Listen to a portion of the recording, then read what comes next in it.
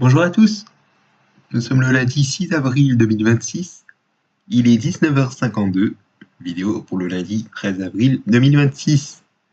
Alors aujourd'hui c'est la 65e archive de MotoGP, avec le Grand Prix Moto d'Espagne de l'année 2002, troisième Grand Prix Auto Championnat de l'année 2002, il a lieu du vendredi 3 mai 2002 au dimanche 5 mai 2002. Donc voilà. Alors comme vous pouvez le remarquer, avant de parler de la présentation des nouveaux pilotes en catégorie 125, vous l'avez remarqué que la vidéo a été publiée à minuit, donc pas à 6h du matin. Et bien pourquoi? Et bien tout simplement, c'est que je vais partir de très bonne heure dans le Rhône, vous l'aurez compris, le lundi 13 avril 2006, comme je l'ai dit, de bon matin. Ce qui fait que je la publie à minuit exceptionnellement. Donc veuillez le noter.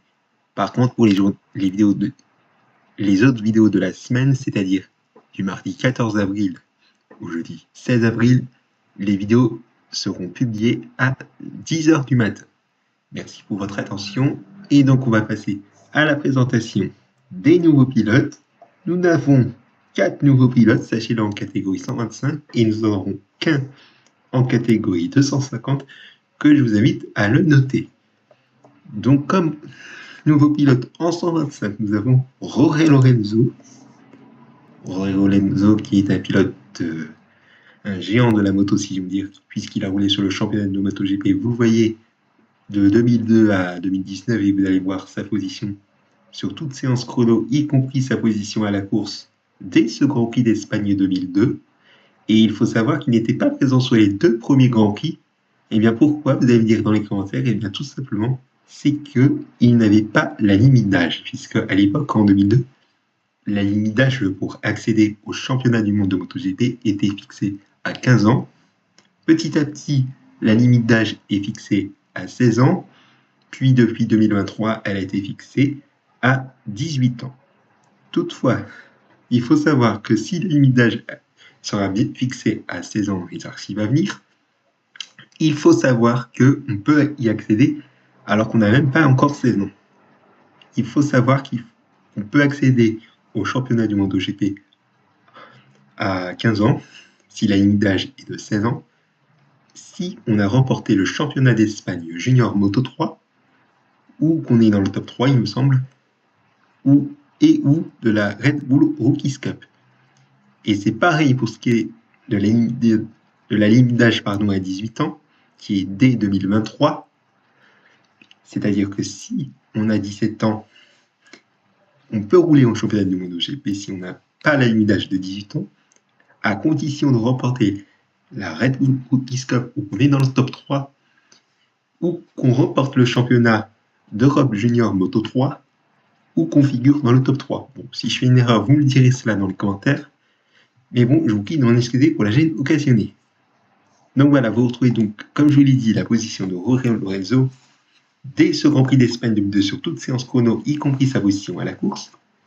Mais il faut savoir qu'il n'a pas roulé le vendredi, puisque le vendredi 3 mai 2002, il avait encore 14 ans, et il avait fêté ses 15 ans dès le lendemain, le samedi 4 mai 2002. D'autant plus que c'est le plus jeune pilote à être présent sur une course, puisque le dimanche 5 mai 2002, le jour de la course de la catégorie 125, il avait 15 ans et 1 jour, ce qui est un nouveau record, bien évidemment. Ensuite, comme nouveau pilote, nous avons Alvaro Bautista, ou Bautista, je ne sais pas comment on prononce, mais bon, ce n'est pas grave. Il a roulé sur le championnat de MotoGP de 2002 et ce jusqu'à 2018. Il va faire une présence en plus en 2023, puisque vous voyez qu'après, dès 2019, il aura fait une présence en Superbike. Et pareil, vous allez retrouver sa position sur toute séance chrono, y compris sa position à la course, à partir du premier Grand Prix moto du championnat de l'année 2003. Pas sur les 3 Grands Prix qu'il était présent en Espagne, c'est-à-dire Jerez, Barcelone et Valence. Donc voilà. On a ensuite Julien Simon, ou Julian Simon, je ne sais pas comment on prononce, mais bon, c'était pas grave. Il a roulé sur le championnat de MotoGP de 2002 à 2016 et même partiellement, très partiellement en 2017, donc une présence un petit peu ratée en 2017, il me semble. Donc voilà. Je ne vais pas mettre sa position sur toute séance chrono et sa position à la course pour information. Et enfin, nous avons Ruben Catalan, auquel je n'ai pas d'informations sur lui. Donc voilà. Alors, j'ai rangé mon téléphone, puisque je vous ai dit les 4 nouveaux pilotes qu'il y a en catégorie 35, il n'y en aura qu'un en 250. Donc je vais vous dire les wildcards et les remplaçants. Voilà, j'ai sorti ma petite feuille. Alors nous n'aurons pas de remplaçants, sachez le Grand Prix d'Espagne 2002, quelle que soit la catégorie, mais on a quand même des wildcards. Alors pour ce qui est de la catégorie 125, en wildcard, nous avons bien les 3 des 4 nouveaux pilotes, sachez-le, à savoir Julien Simon, Alvaro Bautista et Ruben Catalan. Jorge Lorenzo n'est pas une wildcard puisque c'est son premier Grand Prix qui participe sur le championnat à part entière jusqu'à la fin du championnat, puisque je vous rappelle que sur les 2 premiers Grands Prix, il n'était pas présent compte tenu de la limite d'âge non atteinte. Donc voilà. Puisque je vais vous montrer la preuve pour ceux qui se demandent bien si c'est cela en français. Alors attendez. Je vais mettre ça en français. Cette partie, voilà. Comme vous pouvez le voir, c'est bien la première course du championnat du monde de MotoGP pour Jorge Lorenzo qui avait 15 ans et 1 jour le dimanche. Donc voilà, c'est le record du plus jeune rookie, même plus jeune pilote à participer sur une course. Voilà, je vais revenir en italien. Donc on va passer au résultat de la première séance d'essai libre. Comme je vous l'ai dit, en plus de Jorge Lorenzo que vous retrouvez dans le commentaire malgré sa position sur toute séance qu'on ait compris à la course, vous retrouvez également la position de Dani Pedrosa, mais également d'Andrea Dovizioso en 125, en 250 Randy Depugné et Casey Stoner, et en catégorie MotoGP, Valentino Rossi.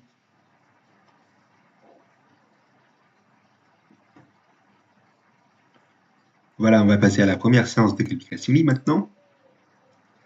Nous avons, voilà, les résultats. On va passer à la deuxième séance d'essai libre. On a bien Jorge Lorenzo qui est présent pour cette toute première séance d'essai libre, vous le voyez.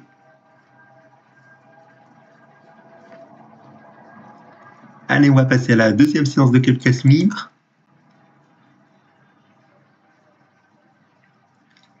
Voilà, le warm-up.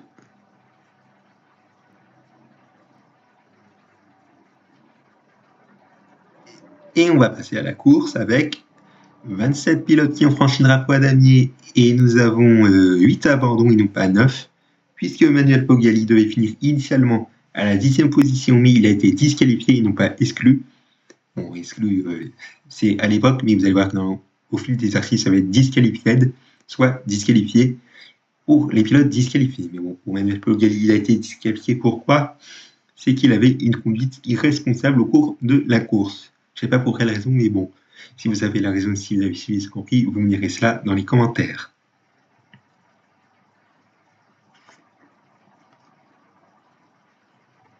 Voilà, voici le détail des abandons que vous pouvez voir juste ici.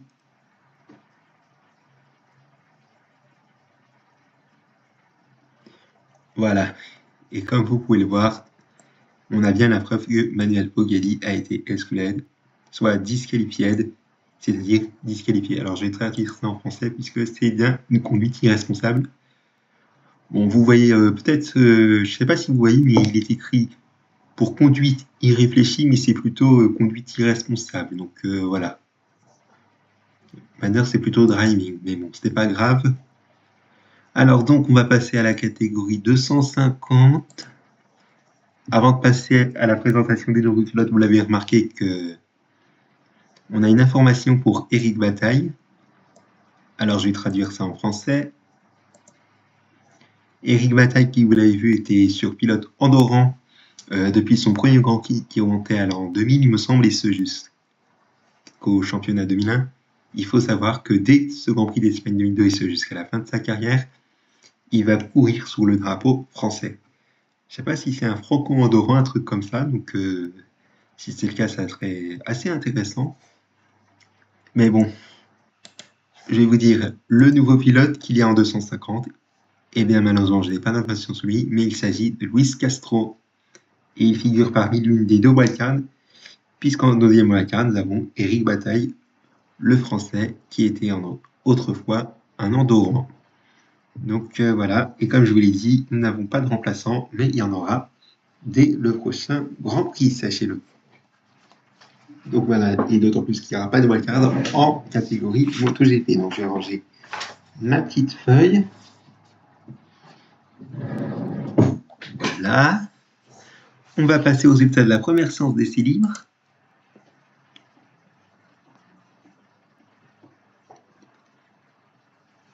Voilà, on va passer à la première séance de qualification libre. Luis Castro, malheureusement, il n'est pas dans le classement. Allez, on va passer à la deuxième séance d'essai libre.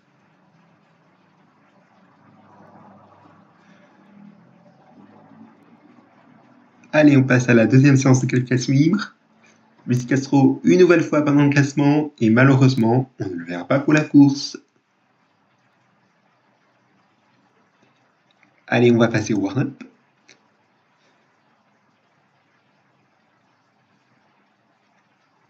Et à la course, 20 pilotes qui ont franchi un poids damier et 5 abandons.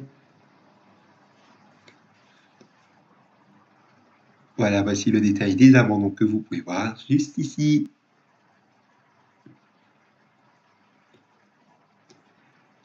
Voilà, on va passer à la catégorie MotoGP. Comme je vous l'ai dit, pas de wildcard, ni de remplaçant, ni de nouveaux pilotes. Donc voici les résultats de la première séance d'essai libre.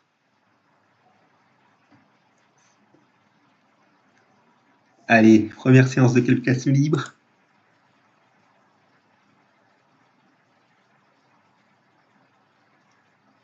La deuxième séance d'essai libre.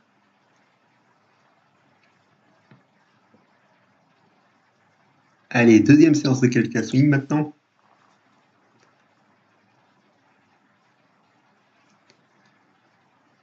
Le warm-up.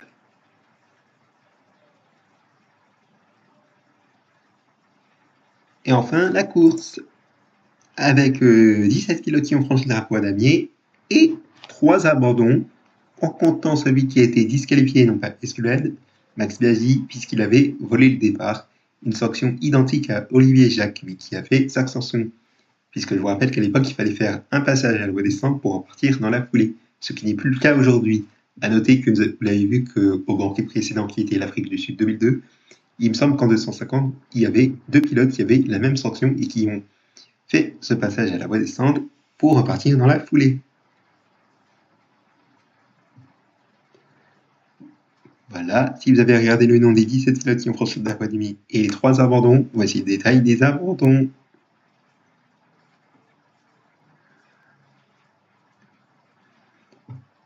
Voilà, et avant de se quitter, il faut le noter également que, je vais traduire ça en français, voilà, nous avons les pilotes numéro 8 et 99 qui sont Gary McCoy et Jeremy McWilliams qui devaient finir, il me semble, à la 13e et 14e position, il me semble, mais ils ont été pénalisés de 5 secondes pour faire un dépassement sous drapeau jaune. Cette sanction a également évolué à ce jour. Donc voilà pour cette information.